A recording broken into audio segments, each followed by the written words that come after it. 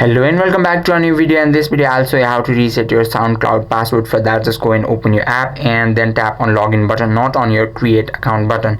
There you can see you can log in with your Facebook, Google and Apple, and if you have logged in using these platforms, just go and open the app and reset their password, and after that your password will be reset. But if you're using your email to sign in, just enter your email address over here on continue button, and it will ask you to enter a new password, and it will ask you to enter a password. Just tap on forgot your password and tap on send reset link, and just go and check your Gmail, and you'll receive a link from them, and just tap on reset password and choose your browser. And now you have to follow the prompts to reset your password. Just type your new password and retype your new password to confirm, and tap on save button, and that is how you can easily reset your SoundCloud password. I hope this video helped you out. If you have any questions or queries, just let us know in the comment section. Thank you for watching.